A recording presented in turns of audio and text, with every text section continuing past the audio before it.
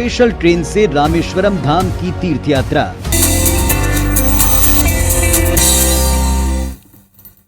नमस्कार, बहुत स्वागत है आप सबका। मैं पुनीत पाठक हूं और आप देख रहे हैं हेल्थ से जुड़ा हमारा खास कार्यक्रम हेल्थ ग्रुप।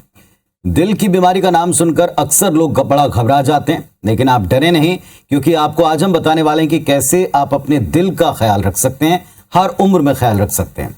आयुर्वेदिक तकनीक के द्वारा कैसे आप अपने हृदय को सेहतमंद रखें, इसे आज हम विस्तार से चर्चा के द्वारा समझेंगे। हृदय से जुड़ी, दिल से जुड़ी बीमारियों का इलाज कैसे किया जाता है, कौन सी ब्लड रिपोर्ट्स हैं जिनको आवश्यक तौर पर आपको कराना चाहिए, इन रिपोर्ट्स में सटीक क्या है, इन सबको समझने के लिए आज हम एक्सपर्ट से जुड़ेंगे। चलिए शुरुआत करते हैं आज के हेल्थ गुरु की।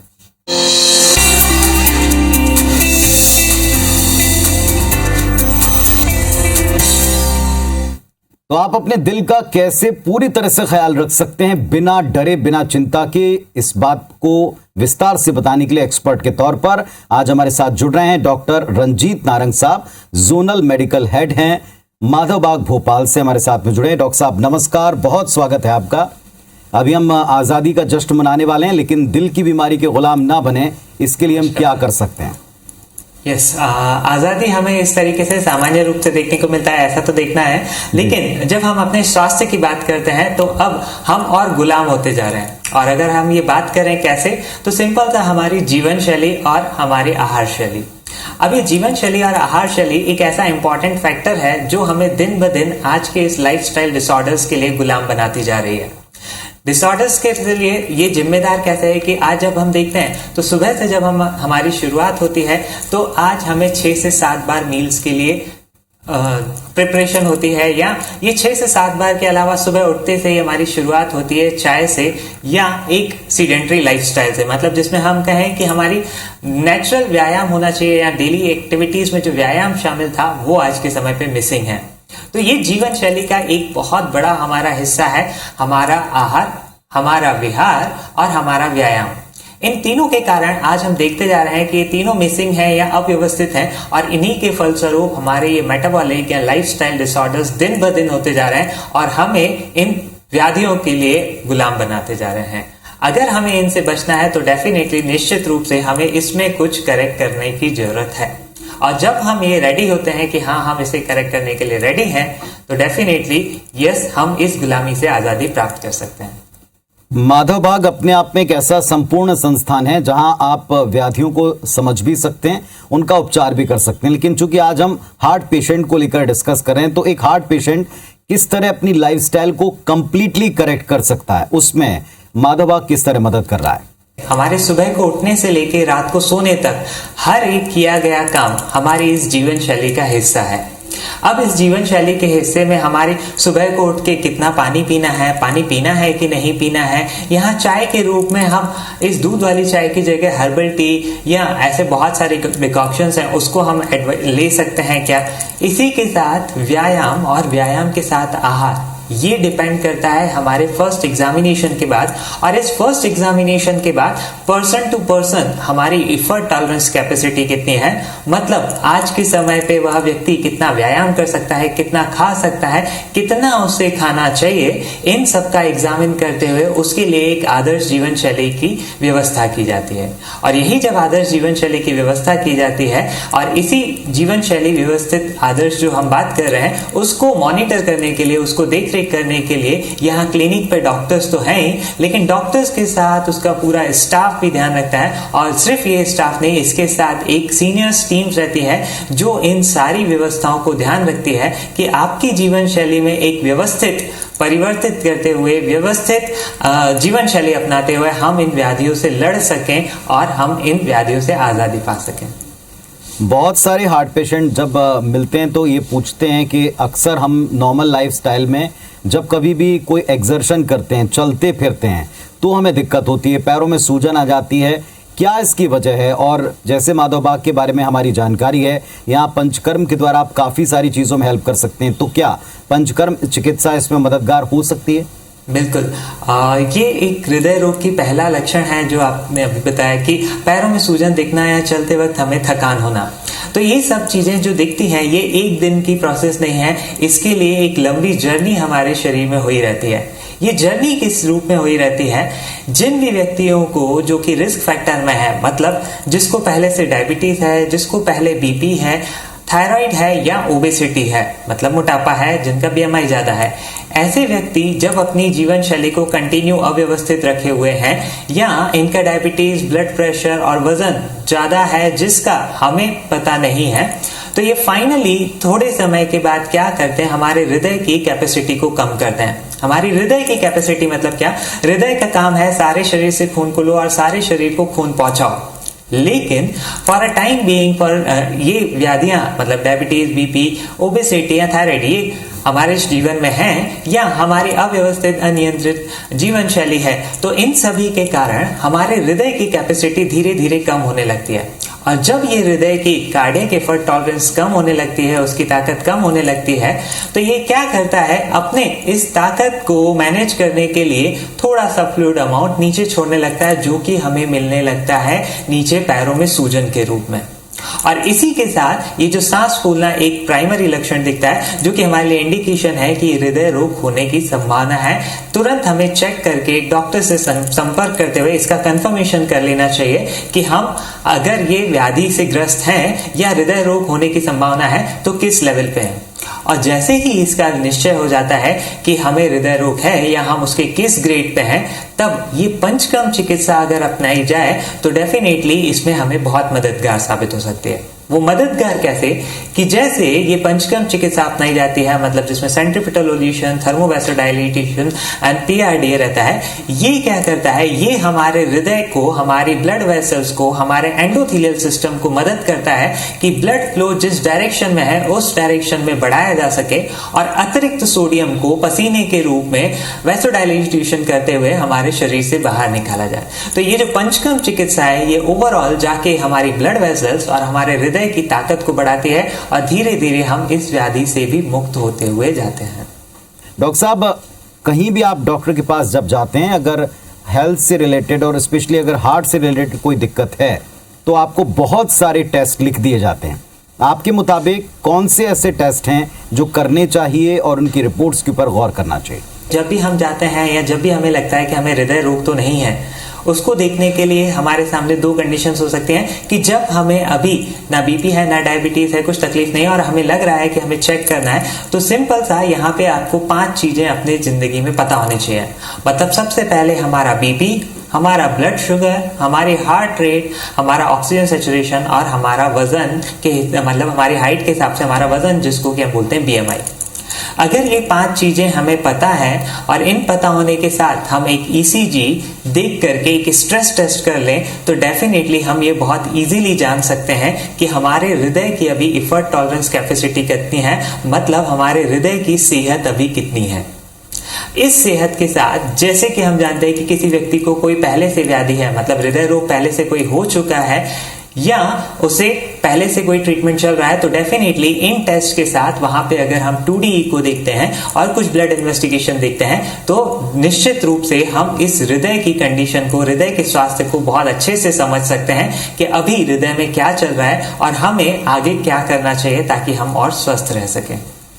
डॉक्टर साहब, बहुत से ऐसे आज की तारीख में पेशेंट्स हैं जो आपने जो 5 सिम्टम्स या 5 जिन टेस्ट के रिजल्ट आपको पता होने चाहिए अपने बारे में, उनका जिक्र किया, लेकिन बहुत से ऐसे लोग हैं जिनको डायबिटीज़ भी है, बीपी भी है, हार्ट की प्रॉब्लम भी है माइल्ड, उनको ये बात पता है, जानकारी है। क्या ऐसे लोग माधवबाग में आकर पंचकर्म का सहारा लें तो क्या उनका ये रोग जा सकता है, दूर हो सकता है? क्या भी नियमित जो दवाइयाँ लगातार ढेर सारी ले रहे हैं उससे उनको मुक्ति मिल सकती है? अगर ऐसा है तो कितना वक्त इसमें लगेगा? सबसे पहले डिपेंड करता है कि जब आप आते हैं तो एक फर्स्ट जो एग्जामिनेशन होता है, उस एग्जामिनेशन में ये देख लिया जाता है कि आपके शरीर की अभी क्या कंडीशन है और हम यहाँ पे कितना आगे जा सकते हैं, कितना रिवर्सल की तरफ हम जा सकते हैं। जैसे ये निश्चित हो जाता है तो फर्क लगना आपको इन पंचकर्म थेरेपी, जीवन शैली और आहार का व्यवस्था जो हम करते हैं, इसको जैसे ही हम अपनाते हैं तो फर्क दिखना पहले हफ्ते से ही प्रारंभ होता है और मैक्सिमम फर्क जितना हमें चाहिए था वो 90 दिन के अंदर बहुत अच्छे से दिखने लगता है। चलिए, तो डॉक्टर साहब से हम लगातार कंटिन्यू बातचीत करते रहेंगे। एक बार फिर से आपको याद दिला दूं कि जो टीवी स्क्रीन के ऊपर आप नंबर देख रहे हैं उन पर आप संपर्क कर सकते हैं डॉक्टर साहब से, माधवबाग के स्टाफ से आप सीधे अपॉइंटमेंट बुक करा सकते हैं। अपनी प्रॉब्लम को वहां जाकर आप शेयर करें, बताएं और एक डॉक्टर से परामर्श लेकर सही दिशा में आप उचित वक्त के ऊपर इलाज शुरू करें। ये इस कार्यक्रम का मकसद। डॉक्टर साहब, हमने अक्सर ये देखा है कि बहुत सारे पेशेंट्स अपनी अलग अलग तरह की प्रॉब्लम लेकर आते हैं, लेकिन जो कुछ भी उनको नसीहत, सलाह या हम ये कहें कि प्रिकॉशन कहे जाते हैं, इसे वो बीच में ड्रॉप कर देते हैं। क्या ये खतरनाक है? उन लोगों को आप क्या बोलोगे? कई बार हम ऐसा देखते हैं कि यहाँ पे 90 दिन का ट्रीटमेंट जो है या जो भी हम ट्रीटमेंट शुरू करते हैं वो ट्रीटमेंट शुरू तो बहुत अच्छे से हो जाता है, लेकिन जैसे ही हम घर जाते हैं तो घर पे जाने के बाद इसको फॉलो करना या इसको कैसे करना है ये छोड़ देते हैं। तो वहाँ पे इसको व्यवस्थित करने के लिए सबसे इम्पॉर्टेंट बात है कि इसको आधे में बिल्कुल नहीं छोड़ना है, क्योंकि आधे में छोड़ना ये हमारे लिए बाद में क्या ऑब्जर्वेशंस होने वाले हैं वो हमें पता नहीं चलेंगे, और पता नहीं चलेंगे तो हमारे जिंदगी में हमारे स्वास्थ्य के साथ क्या होने वाला है वो हम बिल्कुल अनभिज्ञ रहेंगे। तो सबसे पहले अगर हमें उसे पता करना है, उसे जानना है, तो इसके लिए इम्पॉर्टेंट है कि हम उसको उस ट्रैक पे चलें या उस जीवन शैली को व्यवस्थित करते हुए चलें। अब यहाँ जीवन शैली को व्यवस्थित करते हुए माधवबाग में एक और व्यवस्था है जो टेक्निकल टूल के रूप में MIB पल्स के रूप में हम जानते हैं। ये MIB पल्स एक ऐसा एप्लीकेशन है जो घर पे बैठे ही डॉक्टर से व्यक्ति को कनेक्ट रखता है, पेशेंट को। मतलब आपके जो वाइटल्स हैं, आपके जो पैरामीटर्स हैं, आपकी डाइट कैसे चल रही है, आपको डाइट क्या लेना है, एक्सरसाइज कौन सी करनी है, और आपने जो एक्सरसाइज की है उसमें कहीं करेक्शन की तो जरूरत नहीं है। ये सब के सब इस ऑनलाइन एप्लीकेशन, मोबाइल एप्लीकेशन जो है, इस प्लेटफॉर्म के थ्रू हम व्यक्ति और डॉक्टर को कनेक्ट में देख सकते हैं, ताकि जिस व्यक्ति ने, जिस पेशेंट ने ये डिजीज रिवर्सल के लिए, ये अपनी व्याधि को मुक्त करने के लिए अपनी जर्नी शुरू की है, उसकी जीवन शैली हमेशा ऐसी व्यवस्थित रह सके। डॉक्टर साहब, कई बार ऐसा होता है कि आप जो है डॉक्टर के पास गए, आपने प्रिस्क्रिप्शन लिया, दवाइयाँ खानी शुरू कर दी, लेकिन बाकी की चीज़ें आप भूल जाते हैं। बहुत सारे लोग हमसे भी संपर्क करके कहते हैं कि हम ऑलरेडी एलोपैथ में बाकी की दवाइयाँ ले रहे हैं, टेस्ट भी करा रहे हैं और काफ़ी हद तक उनको लगता है कि वो कंट्रोल में है। ऐसे में पंचकर्म क्यों, ये उनका सवाल होता है। क्या आपका उत्तर होगा उन लोगों को? ये सिर्फ मेडिसिन लेकर जिंदगी बिताना इज नॉट ऑलवेज गुड। क्यों? क्योंकि वहां पे प्राइमरीली तो हमें दिखता है कि एक मेडिसिन से, दो मेडिसिन से काम चल रहा है, लेकिन जब हम लॉन्ग टर्म स्टडीज देखते हैं, मतलब बहुत सारी ऐसी रिसर्चेस हैं, वो ये क्लियर कट कहती हैं कि जब हम लॉन्ग टाइम पे देखते हैं तो ये मेडिसिन बढ़ती जाती है, और ये मेडिसिन बढ़ती जाती है मतलब आने वाले समय पे हमारे ऊपर एक फाइनेंशियल बर्डन बढ़ने वाला है। नॉट ओनली फाइनेंशियल बर्डन, एक और इम्पैक्ट है इसका कि जस्ट क्वालिटी ऑफ लाइफ की अगर हम बात करें, मतलब किसका जीवन खुशहाल, किसका जीवन खुश है, तो उस पे जब हम देखते हैं तो जिस व्यक्ति की नंबर ऑफ मेडिसिन ज्यादा है उसकी खुशहाली कम देखी गई है, जबकि मेडिसिन फ्री लाइफ बहुत अच्छे से रह सकती है। और एक और इम्पॉर्टेंट सवाल आता है कि इन मेडिसिन जो भी चल रही हैं उनके साइड इफेक्ट्स तो लंबे समय पे लेने पे नहीं हो रहे, इनको भी ध्यान रखना चाहिए। तो अगर इन सब चीजों को ध्यान रखा जाए और एक जीवन को वास्तविक रूप से कंपैरिजन किया जाए, तो यही हम सब लोगों को देखेगा कि यस, मेडिसिन कम से कम, मेडिसिन फ्री लाइफ ही हमारे लिए बेस्ट है। तो डेफिनेटली अगर हम चाहते हैं कि हमारी लाइफ मेडिसिन फ्री रहे, तो इतनी नंबर ऑफ मेडिसिन बढ़े ना, उससे पहले ही अगर हम इस पंचकर्म का, इस जीवन शैली का सही समय पे चुनाव कर लेते हैं, तो हम आने वाले जीवन को व्यवस्थित और खुश भरा बना सकते हैं। डॉक्टर साहब, आज के दौर में सेहतमंद रहना हर कोई चाहता है, लेकिन सेहत की तरफ ध्यान तब जाता है जब आपकी सेहत बिगड़ना शुरू होती है। ऐसे कौन से डेली लाइफ के सिम्टम्स हैं जिनके ऊपर नज़र रख के आप ये अंदाज़ा लगा सकते हैं कि आपको हृदय रोग तो नहीं हो रहा, आप इसकी जांच करा लें? पहला। दूसरा, क्या कोई ऐसी अवस्था है, उम्र का कोई ऐसा दौर है जहां आप ये सजेस्ट करेंगे कि आपको निश्चित और नियमित तौर पर अब जांच करानी चाहिए? क्योंकि आजकल तो बच्चों में भी हम देख रहे हैं डायबिटीज़ भी हो रही है और हृदय रोग से संबंधित कुछ दिक्कतें भी उनको आ रही हैं। सबसे पहले मैं यहाँ पे कहना चाहूँगा कि जिस भी व्यक्ति को ऐसा लग रहा है कि हमें व्याधि होने की संभावना तो नहीं है, तो सबसे पहले हमें ध्यान देना है अपनी जीवन शैली पे। अब एक जब हम बात करते हैं जीवन शैली पे, तो मेरे जीवन में भी या जब भी हम कॉमनली देखते हैं तो हर कोई व्यवस्थित व्यक्ति यही बोलता है कि सर, मैं अपनी तरफ से तो बेस्ट कोशिश कर रहा हूँ। तो अभी अपनी तरफ से बेस्ट कोशिश करते हुए भी अगर अपने आप को चेक करना है, तो सिंपल सा आपके जीवन में आपकी 5 चीजें पता होनी चाहिए। मतलब आपकी हाइट के हिसाब से आपका वेट कितना है, जिसको हम बोलते हैं BMI। तो हमारा सबसे पहले BMI कितना है, हमारी हार्ट रेट कितनी है, हमारा BP, ब्लड शुगर और हमारा ऑक्सीजन सैचुरेशन। अगर ये बेसिक सी 5 चीजें हैं जो कि हम घर पे भी देख सकते हैं या आप नियर बाय किसी भी माधोबाग क्लिनिक्स में इसको बहुत ही नॉमिनल चार्जेस पे कंसल्ट करके चेक कर सकते हैं। ये 5 चीजें अगर हमें पता है तो बहुत हद तक हमें ये आइडिया लग जाता है कि हमें और कुछ इन्वेस्टिगेशंस करवानी है कि नहीं। एक सिंपल सा प्रयास हम समझने का करते हैं। जैसे हम देखते हैं कि हमारी हृदय गति नॉर्मली कितनी होती है, 60 से 100, लेकिन ये 100 से भी बढ़ रही है या आज के समय पे हम यंगस्टर्स में देख रहे हैं नींद नहीं आ रही, रात को जाग रहे हैं, तो इसमें बहुत सारे वेरिएशंस हमें देखने को मिलते हैं।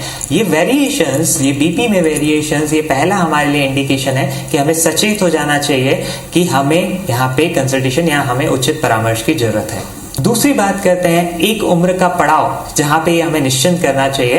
तो यहाँ पे फिर से मैं कहना चाहूंगा कि आफ्टर 30 इयर्स, मतलब जैसे ही हमारे 30 इयर्स हो जाते हैं, 30-35 इयर्स, तो उसके बाद एटलीस्ट साल में 1 बार 2 बार एज अ डॉक्टर से जरूर विचार विमर्श कर लेना चाहिए या अपने आप के एक इन्वेस्टिगेशन करके देख लेना चाहिए कि हमारा शरीर कितना स्वस्थ है। अगर स्वस्थ है तो निश्चिंत रहिए, आप हैप्पी रहिए, और अगर कहीं जरूरत है तो डेफिनेटली उसको समय रहते ही, मतलब व्याधि होने से पहले ही हम उसका उपचार कर लें तो ये हमारे लिए और अच्छा होगा, क्योंकि कहते हैं ना, always prevention is always better.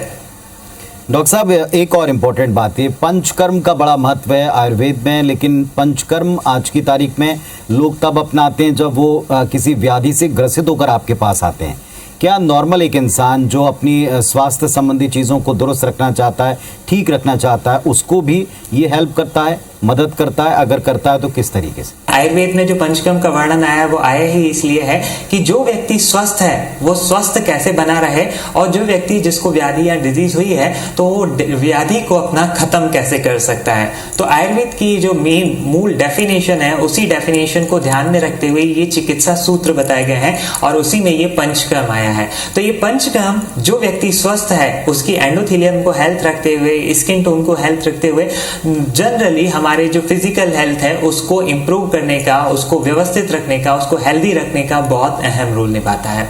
और इसी के साथ जब अगर किसी व्यक्ति को कोई व्याधि हो गई है तो उस तरीके की मेडिसिनल प्रॉपर्टीज का यूज करते हुए जब हम पंचकर्म करते हैं तो ये पंचकर्म उस व्याधि में भी इफेक्ट करता है। तो जिस व्यक्ति को व्याधि है उस हिसाब से, अदरवाइज जिस व्यक्ति को हेल्दी रहना है तो डेफिनेटली इस पंचकर्म का निश्चित अंतराल पे प्रयोग करते हुए हम स्वस्थ रह सकते हैं। डॉक्टर साहब, वजन का नियंत्रित रहना बहुत ही आवश्यक है, और ऐसे समय में जब आप हृदय रोग की बात कर रहे हैं तो ये और इम्पोर्टेंट हो जाता है। बीपी भी इसका एक महत्वपूर्ण फैक्टर है, एक अंग है जिसको आपको देखना चाहिए, और इन सब का सीधा कनेक्शन आपके आहार से है, जो माधवबाग में आपको बताया जाता है कि आहार को लेकर आप क्या और किस तरह का व्यवहार करें। क्या एक नॉर्मल व्यक्ति भी माधवबाग पहुंचकर अपने आप को स्वस्थ कैसे रहें, चाहे वेट लॉस करना हो, चाहे वेट मेंटेन करना हो, उसके बारे में आपसे कांटेक्ट कर सकता ताकि आगे वो इन रोगों तक जाए ही ना? मैं तो ये कहूंगा कि स्वस्थ व्यक्ति सबसे पहले कांटेक्ट करे तो ज्यादा बेहतर रहता है, क्योंकि जैसे हमने अभी बात की कि ये लाइफस्टाइल डिसऑर्डर्स इतने कॉमनली हो रहे हैं जिसका हमें पता तब चलता है जब हमें कोई लक्षण आने लगते हैं। तो इससे अच्छा है कि हम उसको पहले से ही प्रिवेंट रखें, और प्रिवेंट के लिए जो भी व्यक्ति स्वस्थ रहना चाहता है वो डेफिनेटली माधवबाग की किसी भी क्लिनिक पे पहुंच करके डॉक्टर से एक बार संपर्क करते हुए कि आज की हमारी क्या स्थिति है और इस स्थिति, ये हमारी स्वस्थ स्थिति बनी रहे, इसके लिए हमारे जीवन शैली में, हमारी आहार शैली में, हमारे व्यायाम में क्या परिवर्तन करना चाहिए, ये डेफिनेटली जरूर जान ले, ताकि हम सब लोग मिलकर एक स्वस्थ समाज, स्वस्थ देश का निर्माण कर सकें। तो चलिए, जैसा आप डॉक्टर साहब को सुन रहे हैं कि आपको किन 5 टेस्ट की तरफ रेगुलरली ध्यान देना चाहिए, किस अवस्था में आपको अपना रेगुलर चेकअप कराना चाहिए, किस तरह का आपको आहार व्यवहार अपने अच्छे स्वास्थ्य के लिए अपनाना चाहिए, और इसके अलावा पंचकर्म कैसे मददगार साबित हो सकता है हृदय रोग संबंधित तमाम रोगियों के लिए। अगर इन सब के बावजूद आपकी कोई शंका है जिसका आप समाधान चाहते हैं तो आप इन टेलीफोन नंबर्स के ऊपर कॉन्टैक्ट करें, संपर्क करें और सीधे अपना अपॉइंटमेंट बुक करें, ताकि आप भी डिस्कस कर सकें, जान सकें कि आप कैसे रोगों से दूर रह सकते हैं। डॉक्टर साहब, बहुत धन्यवाद आपका हमारे साथ में जुड़ने के लिए, विस्तार से इन सारी शंकाओं का समाधान देने के लिए। बहुत धन्यवाद, नमस्कार। Believe me, this has happened. 4 inches of stomach I have lost. From the first week onwards, मुझे लगने लगा कि एक गट फीलिंग आ गई थी कि नहीं, मैं बहुत एक सही रास्ते पे अब मैं आ रही हूँ। By the end of 4th month, I had lost almost 15 kgs. मैं माधवबाग को धन्यवाद देना चाहती हूँ कि उन्होंने सच में बोलेंगे अब तन मन धन से हम लोगों के साथ सब कुछ किया है। तो आज मेरी HbA1c है 6 और मैं शुगर विदाउट एनी दवा, मेरी इंसुलिन बंद हो गई, मेरी सारी दवाइयाँ बंद हो गई है और without medicine, without allopathic medicine मेरी शुगर 130 जब खाने के बाद मैं लेता हूँ तो 130 तक रहती है और फास्टिंग में 90s के आसपास रहती है मेरी शुगर लेवल। तो आज मैं गर्व से कह सकता हूँ कि यह माधव बाग से जो ट्रीटमेंट लिया हूँ मैंने, इससे मुझे काफ़ी फ़ायदे पहुँची है। मैं 10 साल पहले कोलेस्ट्रॉल पेशेंट बन गया था। उसके बाद मुझे बीपी होने लगा। उसके बाद करीबन 7 साल हो गया जो मैं डायबिटीज हुआ। 4 महीने पहले मुझे ऐसा हुआ था कि मुझे ऐसा लग रहा था मुझे हार्ट अटैक हो रहा था, लेकिन ऐसा कुछ नहीं था। सिर्फ मुझे हार्ट में पेन हो रहा था, जहाँ पे ECG करने पर मुझे मालूम पड़ा कि मेरा हार्ट बीट्स मिस हो रहा था। तभी एक दोस्त ने मेरे को बताया क्यों ना हम 1 साल से आपको बता रहे आप अपने डायबिटीज के लिए ये जगह पे जाओ माधव बाग, आपको पसंद आए तो ठीक, नहीं तो छोड़ो, अपना लाइफ वैसा ही जैसा जी रहे जी लो। मैंने फोन किया, डॉक्टर को मिला और तभी पहले ही मीटिंग पे I felt in love with this place. मुझे प्यार हो गया क्योंकि जब एक्सप्लेनेशन मिल जाता है पेशेंट को, ऐसा होना चाहिए कि आप घर का आदमी हो, आपको कुछ चीट नहीं कर रहे, सब कुछ टेबल पे क्लियर है। पहला मेरा बीपी एकदम नॉर्मल हो गया 2 महीने में, फिर कोलेस्ट्रॉल हुआ और वजन तो ओ माय गॉड मैं क्या बोलूं, 96 प्लस से आज मैं 80 पे हूं और अभी माइंड ऐसा सेट है कि बॉस 75 बहुत दूर नहीं है।